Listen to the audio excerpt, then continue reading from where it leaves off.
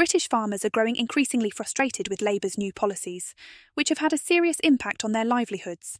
This tension recently spilled over into a fiery exchange in Parliament between Labour MP Steve Reid and Conservative MP Victoria Atkins. Stay tuned to see how it all unfolded.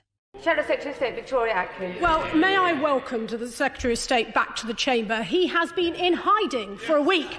We were so worried about him we were going to start a Where's Wally competition.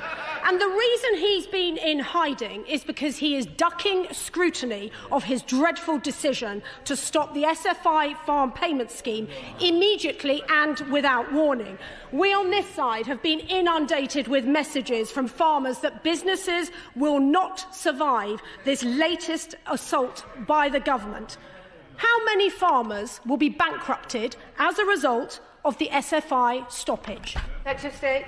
There were, of course, unfortunately, record levels of bankruptcies of farm businesses under the previous government, of which she was a member of the cabinet. And under this government, we have more money in the hands of more farmers through SFI than at any point under the previous Conservative government. But this government understands that when a budget has been fully allocated, you stop spending it.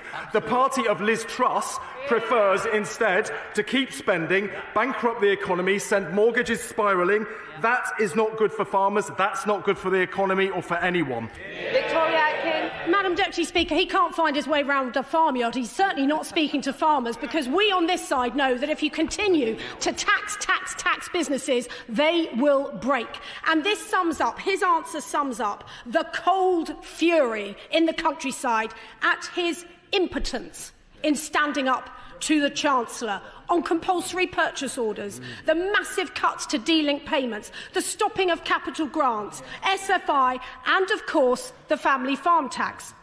Ahead of next week's emergency budget and spending review, and given The Guardian seems to know more than he does, will he guarantee that his government's budget will not face further swingeing cuts?